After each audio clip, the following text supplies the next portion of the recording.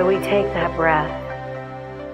We know with every breath that God is indeed breathing through us, that we are breathing through God.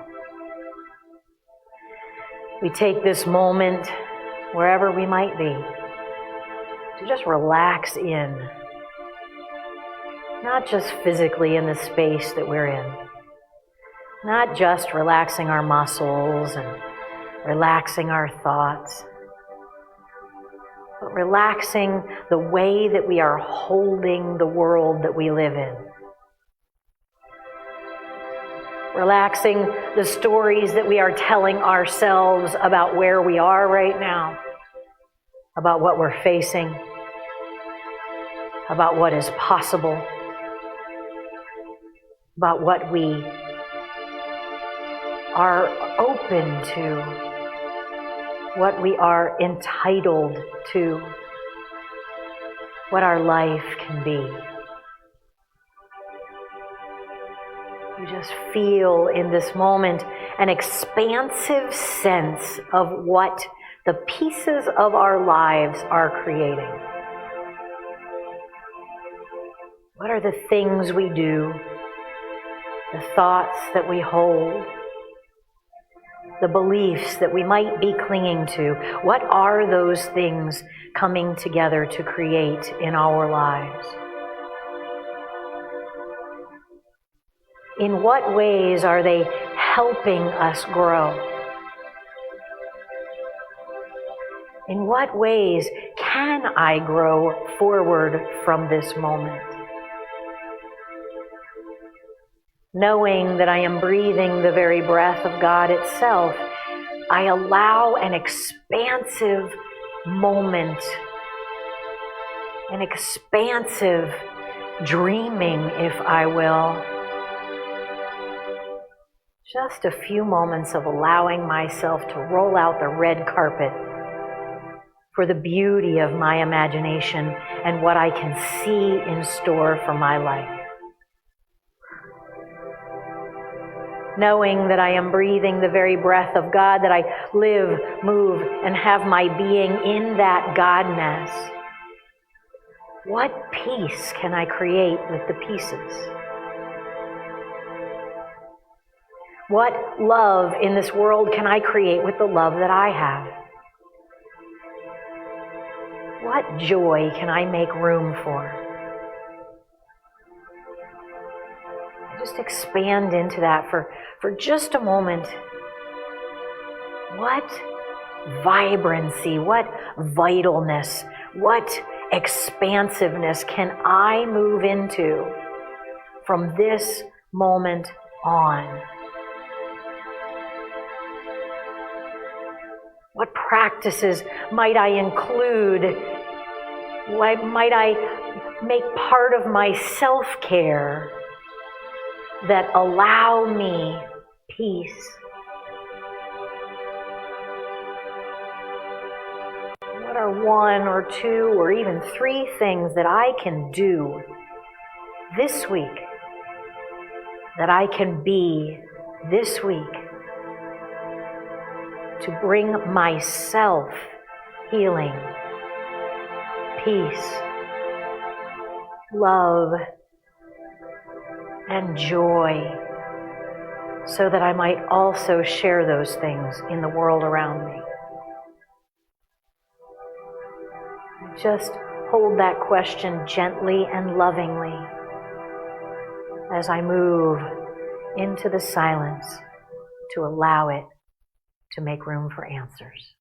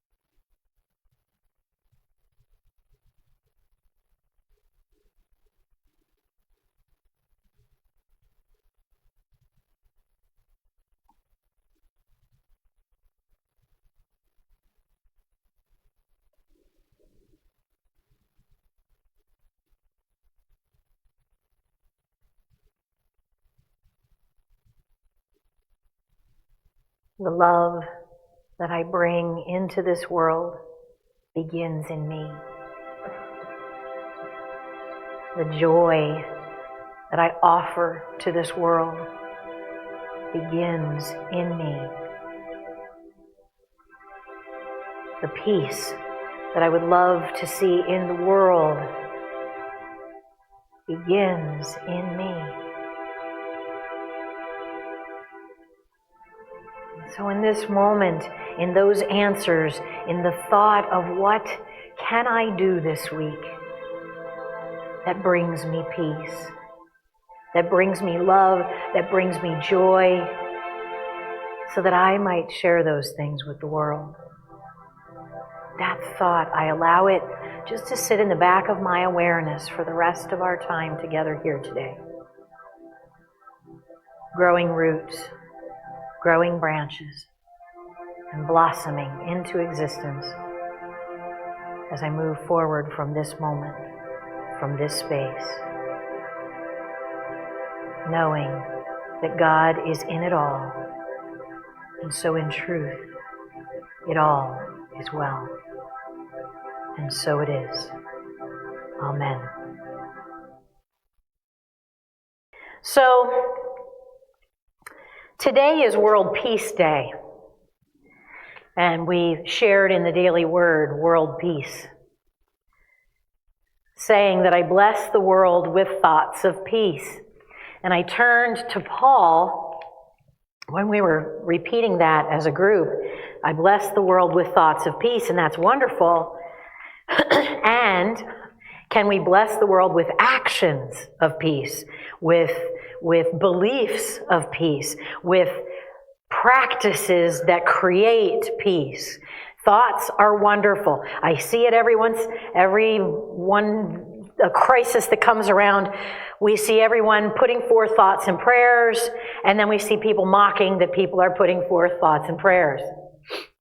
And let us not underestimate how powerful prayer is, how powerful our thoughts are, how powerful the things that we are holding in our belief systems are for creating the life that we live.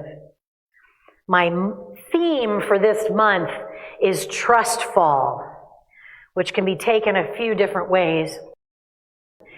You know, you ever had those trust falls, woo, where you just go backwards and, oh, those are hard. I don't know about anybody else. Maybe I just like to hold reins on the control wheel a little bit too much, but that's a little bit agonizing for me to trust that people are going to catch me if I'm just going to let myself fall backwards and woo, there we go. And if we can trust fall into spirit, if we can trust that God will be there to catch us if and when we fall, that's a whole different experience. The other piece of calling the month Trust Fall is we're stepping into fall. Can we trust this fall? Can we trust? Can we, as we move into winter, can we live in a way that we trust? I've told you before that I love pennies. Pennies are a big symbol to me. I find pennies all the time in very unexpected places. My late husband and I were driving through Colorado Springs one year, and we just decided randomly to stop on the side of the road and get out of the car and walk around.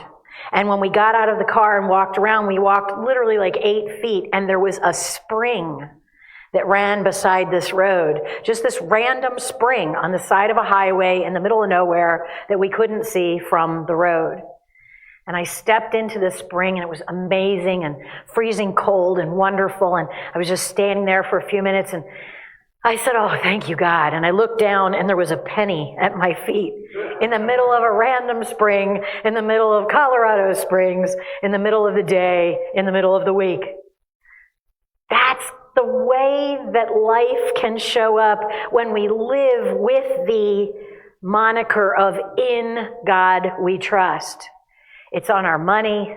It's on so many things that we have. And I like to really think about that as in God we trust.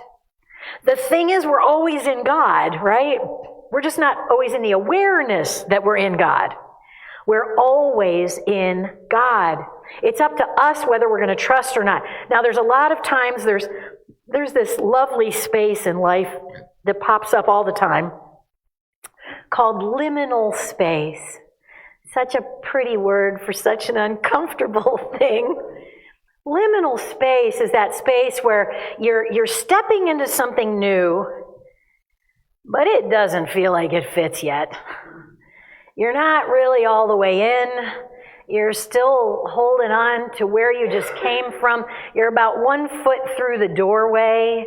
You're starting to create a life that works, but it just doesn't feel like home yet. Ick. I don't know about you guys. I don't like that space.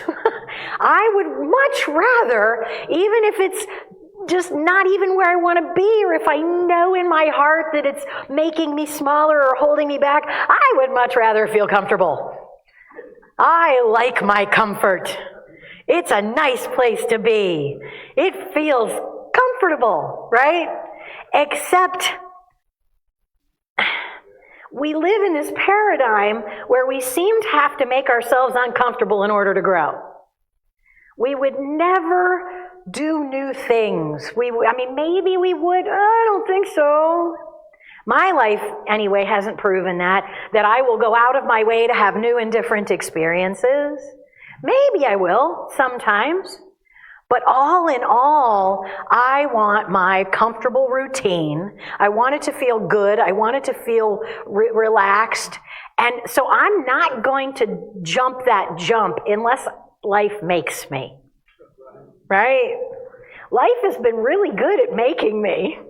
I don't know about you guys, but my life is just full of the whole jump. Oh, you're comfy? Sorry. Riding in the boat and they throw you off the side and go, want to swim? My life's been full of that. When I was growing up, my parents went through a time of wanting to buy and invest in and sell investment properties. But we didn't really have a lot of money. That's an understatement. And so we would move into the investment properties where we weren't allowed to put anything on the walls, where we weren't allowed to do anything like that. The whole time we lived there was fixing up the property so that we could sell it at an increase, so that we could buy a better property, so we could fix that one up and sell that at an increase, so that ultimately we might be able to live in a house and buy another house and fix up that house. Now, my parents divorced before that happened. However, I went through this life of continually moving as soon as I was comfortable. I just get my feet wet. And I can now walk into a room of total strangers and probably make a friend in about a minute and a half. Why? Because I was forced over and over again out of my comfort zone into a new classroom of people that I did not know, sometimes in the middle of a school year, moving into places that I had no clue where I was, new cities, new times, new things like that, where it was a constant state of feeling this liminal space discomfort. Now, we have this choice in our life of what we do with these pieces of our lives. We've all had lives where we have wonderful family time, where we have challenging time, we've had school, we've had all sorts of things that have pieced together to create this life. We have all these pieces of life all over the place. Happy pieces, sad pieces, comfortable pieces, angry pieces, fearful pieces. What we do with those pieces is going to create this overall picture. They say when we know better, we do better, right? So tomorrow is Rosh Hashanah. Today is World Peace Day. Tomorrow is Rosh Hashanah. For those of you who are not familiar with the Jewish calendar, that is the head of the year. That's the new year for Jewish people, for people in the Jewish tradition. It is one of the highest holy days of the year. And it is where they will celebrate, and it's the head of the year, and as that's what Rosh Hashanah means, is head of the year. And just like the head controls the body, they say, our actions on Rosh Hashanah have a tremendous impact on the rest of the year. So tomorrow, now we may or may not have any foot in the Jewish tradition, and we've said it before. Just like in the new year, in January 1st, there is a collective consciousness that tomorrow will be stepping into this space of, how can I be new? How can I show up in my life as new, creating new practices, new things that even in the midst of this liminal space of I don't know where I am or where I'm going, that I can create a newness that feels exciting, that feels good, that feels like I'm stepping into something new that matters, or that is creating a framework for my life that I can build from. We've got to be conscious in it. The world is going to pull the rug out from under us over and over and over and over again. Our safety, ultimately, and we may have a support system around us. If we do, thank you, God, because it certainly makes things easier. But our true safety and purpose and godness and strength and wisdom, it comes from in here, because God's in here creating it, just pouring it out from this little font inside of us. So on tomorrow, on this New Year day, step into a New Year thought. What can I do to be new in a new space and carry forth all the pieces that support me to create a new picture with all these pieces of the puzzle? What can I do to begin anew? Rosh Hashanah is the birthday of the universe, they say. I love that thought. It's the birthday of the universe, and they also believe it is the day that God created Adam and Eve. What an energy to step into, to think about this is creation, this is the seed of creation, and I can make out of it what I want. Watch out for snakes. Offering apples, so we hear. That's always a fascinating one. So it's this newness.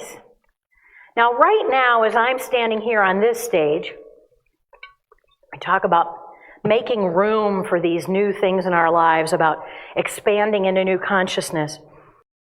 A little while back, we had, you might remember, a couple months ago, we had another Unities board here and minister here. I'm not going to say it out loud right now because I don't know how far they want the news to go. But as I stand here talking to you, at their church right now, their minister is standing on her stage announcing her retirement.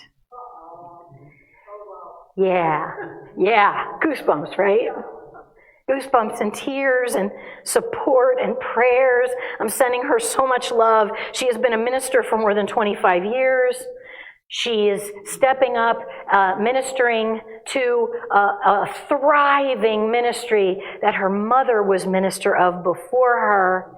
So this is a family tradition, and she knows that it's time to retire. And so right now, maybe even right this second, she's saying those words that she's stepping down and stepping into retirement soon. I know how painful this has been for her because her and I have been talking about it for months and months and months and months. I know how concerned their whole leadership is that they will move forward and not fracture as a congregation. There's fear, there's worry in the board and in the leadership that this beloved leader is going to step down and they don't know what will be next. All these pieces feel like they're falling right now. We vowed as a board and leadership to support them through it, to be there with their board, with their members, with their leaders, in prayer, in presence, and even on a phone call or a text if needed, to support through this scary time of change. And can we know in these scary times of change that there is something at work, that something that wants to be birthed in this new chapter for everyone that is going to create something that couldn't have been before, that wasn't before, because we need life to move. God flows, life flows, everything moves. We love our calendar dates of New Year's and new things because it gives us a chance to really embrace the energy of the new and move forward with purpose.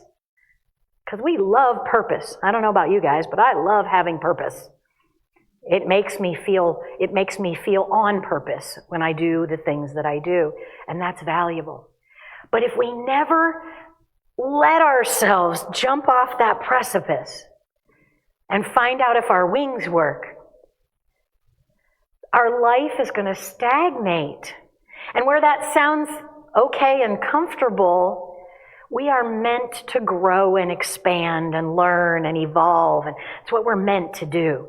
So if we can make friends with the fact that life is going to continually change, if we can cultivate and create and work on bringing a love for the new, an excitement for the new. I'm not going to say fake it till you make it. I grew up with that for a while. I wanted to throw up every time I heard it. Faking it till you make it is not the thing. It's face it till you make it. It's stand up, fall, get back up, just like that baby learning to walk. It's about falling and standing back up. It's about learning new and better things and doing new and better things. It's about hearing the announcement that there is a retirement or a death or a new chapter, and it's about us saying, okay, I'm going to give myself the time to process this.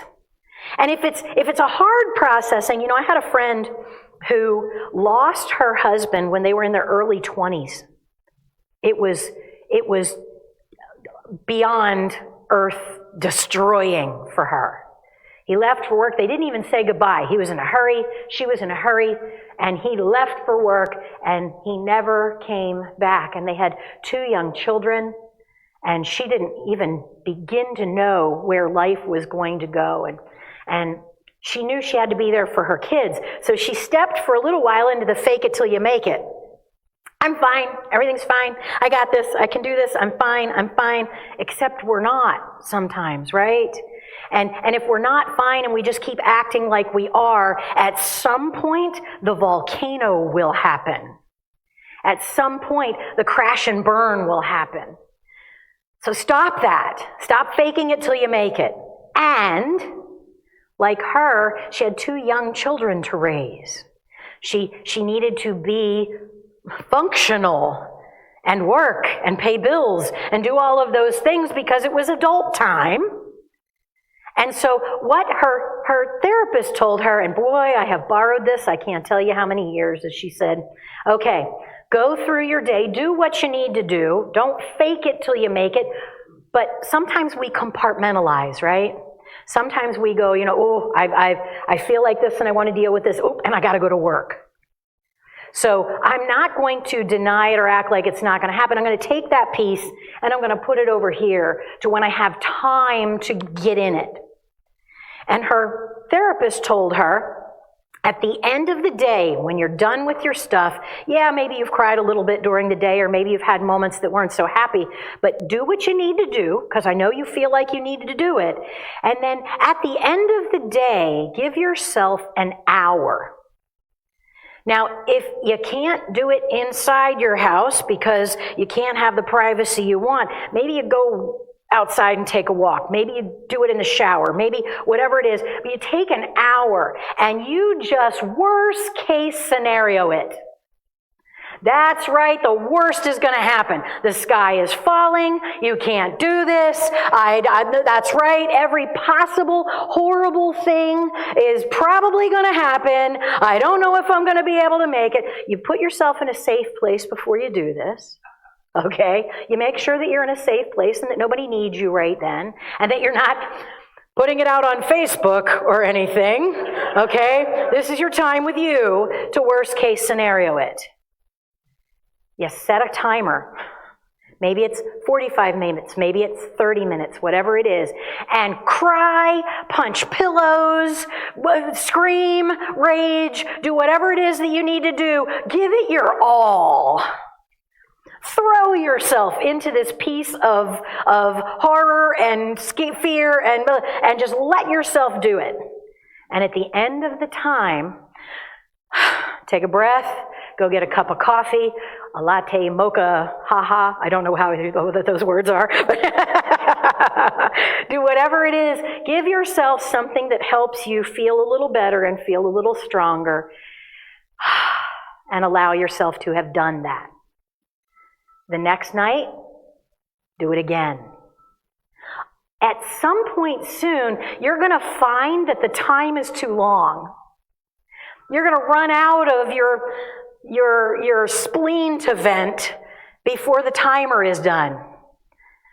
And you start, maybe do it for an hour for 2 days, and then do it for 45 minutes for 2 days, and then do it for 40 minutes, and then 35, and then 30, and whatever it is, and just give in to this fear. And it needs expressing, guys. The more we hold it, it's like holding beach balls under the water. You can only hold so many before they all pop up. Okay? And so we need to allow them expression. Give it some place to move. It was one of the things after my husband died that I found that said, give the grief a place to live that is outside your body. Scribble.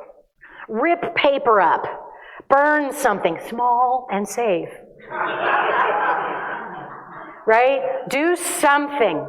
Pop a balloon, do whatever you need to do, punch a pillow, run until you can't run anymore. Whatever it is, allow that expression to get outside your body.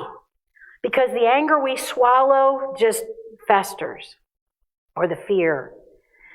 And then just keep incrementally slowing that or shortening that time. Because I guarantee you, if you really dive into it, you are going to run out of it. You're going to run out of it. And at some point, you're going to process. And one day, you're going to wake up. I've said it before from this platform. I moved here in zombie mode. The only time I felt like I was fully me or fully alive was when I was standing on this stage, because it made sense to me what I was doing, and I felt on purpose, and I understood what was mine to do in this space. The rest of my life, pardon me, but I didn't know what the hell I was supposed to do. I didn't know. I didn't know how to be me anymore. Everything else just felt kind of wrong in here. I felt half sick most of the days. And so I built this new life of mine from this hour on this stage. And pretty soon I had 2 or 3 hours where I felt like me again in a week. And then I had 2 or 3 hours in a day. And then I had a whole day that I didn't think about missing my old life or what was happening.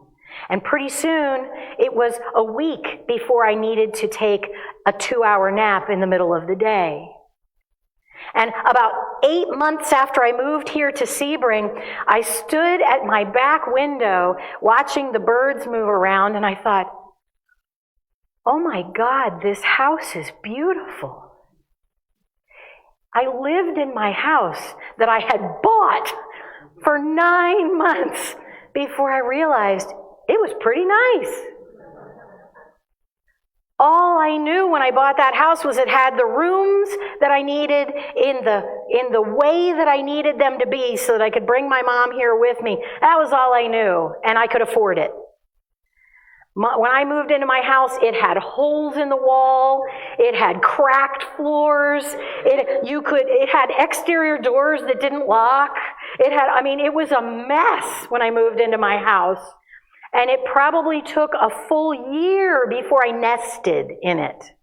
I did the things that made the doors work, and I worked in it, but it was probably a good year before I moved in. And now, oh my gosh, I wouldn't want to be anywhere else. I wouldn't want to be anywhere else. That's making peace from the pieces, right? And sometimes we do that one little tiny piece at a time. And after you do it one little tiny piece at a time, sometimes 2 or 3 pieces fall into place. And then all of a sudden, this whole section fits. Like putting together a puzzle, right? Yeah, or mahjong. Yeah, there you go. I know, my late husband used to drive me nuts because when we would do puzzles as a family, he would always walk by and go, "Oh, I hate puzzles." And he would I thought, obnoxiously walk by, look at the pieces, tell us how much we were wasting our time and how much he hated pieces or puzzle. He'd walk away, he'd do something else. He'd walk back by. We would have been sitting at that table staring at those pieces for 45 minutes. He would walk by and go, "Yeah, I don't know, you guys are wasting your time," and just start putting whole sections of the puzzle together. He never picked up a piece that didn't fit. I wanted to kill him. I don't know how he did it. It was freakish. It really was. How can we make that whole picture? Sometimes it is one agonizingly small piece at a time. And then we get to the part when there's enough of the picture that we get to start filling in details and we get to start creating things that are a little more fluffy and a little more bodied. We are doing something. I can't believe I've gone this far. Holy moly moly. Okay, you guys. So this day we asked if there were any newcomers and we gave our typical shells. So I'm going to tell you something about me that some of you know and some of you don't. Since I came here, see, I used to be a science teacher. And these shell necklaces are lovely. And I see people that have had their shell necklaces for years. I have mine. It's right on my altar space, the whole bit. We have these shell necklaces and they're lovely. And they are dead snails. Okay? A shell is part of a snail's body. If you find a shell without a snail in it, it's dead. We are giving out thousands of dead snails every week. Since I walked into this place, I thought, I'm so glad that we give these things. Oh, it's dead snails. It's dead snails every single week. I will tell you guys, the back of my head, I'm like, more dead snails. Here's 1,000 dead snails. So I have been looking for once I woke up and got here, this is again, making peace with the pieces. I thought, how do we shift this? How do we not support wholesale snail slaughter? Let's just, see, now that we're here, I get to say what I really feel about it. Okay. And I love this idea, and it's beautiful, and people cherish these. I spoke with a friend of mine who loved coming here. He's a Buddhist, and he does not attend. He would not attend a church mostly if his life depended on it. And when Andy was here, he would attend this church, and he loved being here. He still won't come here when I'm here, but whatever. He said to me, he showed me a picture of his shells on his altar spaces, his prayer altar, and said he still has those and he still thinks of Andy every single day when he prays, making peace with the pieces, right? That's a piece of his life that he cherishes. And so he holds it and carries it forward in that way. Well, I love that this is the idea here. And as Maya Angelou said, when we know better, we do better. Most people do not know that these are dead snails. Usually when I tell people they are, they go, oh. It changes the way we feel about things, right? So I kept asking everybody, what could we do? We don't want flower necklaces because we know some men can have very threatened masculinity if you hand them a flower or something pink. We'll talk about that on another day. But most of our men are secure in their manhood and are not threatened by a color, but that's whatever. And so I kept saying, what could we do? What could we do? What could we do? And Krista one week said, what about paper beads? So we keep putting out the announcement every week, paper bead, the next paper bead making, the next paper bead making. So Krista showed me how to do this, brought this idea to us of taking magazines, wrapping paper, old paper, repurposing it, and creating paper beads with it. And the first time I heard it, I thought, would that stand up to use? What would this be? Same, making peace with the pieces. What could it possibly be? Where in your life right now can you think, what could it possibly be? And then show up to something new that ends up being an incredibly beautiful thing. So Krista came, Casey and Krista, I think maybe it was just Casey and Krista, came one time and we made a few of these paper beads and we were like, we can do this. So Krista is responsible for all of this. She's laughing at me. Don't laugh at me. So Krista is responsible for this. I'm so grateful to her. This is what happens when we step into a place in life where we're maybe even out of our depth, where we feel like we don't have that security that we need, or it'll come. I promise you it'll come. I promise you. Just put one foot in front of the other in faith. Do one thing each day that makes you feel rooted and secure and strong and joyous, and they're going to build. Pretty soon you're going to be so shocked at how happy you are with the new life that you have created. Krista brought these paper beads to us, and we now have enough necklaces that we've started. And if you guys have any desire to see how this works, please come to one of the paper bead making times, or many of them. We have so much fun. We laugh, we gossip, we talk, we sometimes snack, we get all sticky, we have a great time. It is so wonderful. And these necklaces are imbued with joy and love and flow, right? So next Sunday we will begin, when that part comes up, any newcomers here, this is what they're going to be getting from next Sunday on. Now, I understand that everybody wants one of these now. You can't all raise your hand and say that you are newcomers next Sunday, okay? We will get to a point where we have so many of them, and maybe we could offer them for an offering in the gift store or things like that. But for right now, just the new people get them, okay? I know they're beautiful and they're awesome and they're amazing. Christopher, who is changing our slides today. Christopher, would you stand up for a minute because nobody can see you behind there? There's Christopher. Christopher and Casey's not here this morning, is he? So Casey and Christopher and Krista. Krista, stand up for a second in case anybody doesn't know you, please. Thank you.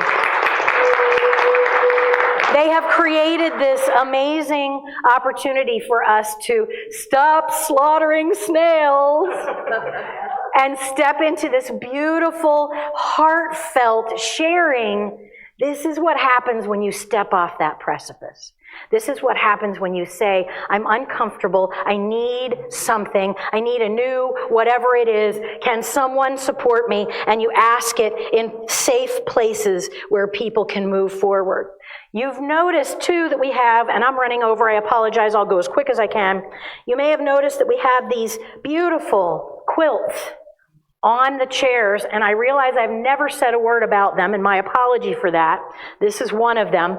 But these quilts, what we're going to be doing is we're going to be donating them. Remember last year we did the stuffed animals and socks for the kids and the seniors?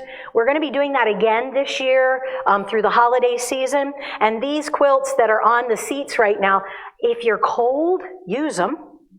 But they're also there just to kind of steepen this energy, because those will go to some kids this holiday season.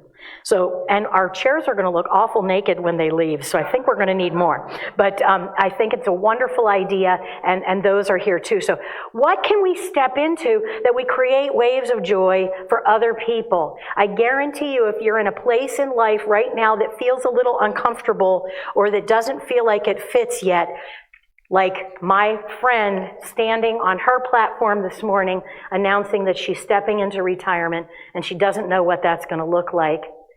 She's going to step into a big piece too, where June 1st, This coming June 1st, I will be ordained as a reverend.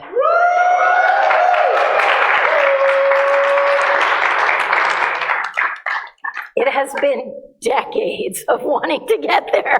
And June 1st, thanks to this congregation, thanks to this place, I will be having that. Well, my friend will be coming out of retirement here to do a dedication in front of our congregation. We're going to dedicate ourselves to each other when that happens. So it can all happen, right? I mean, we can move into such beauty and such wonder if in those times when we're not sure, just hang on and breathe. I promise it gets better. I promise when we move forward in faith, we can take every piece of our lives, the great ones and the not so great ones, we can put together a beautiful, beautiful picture of a life that works.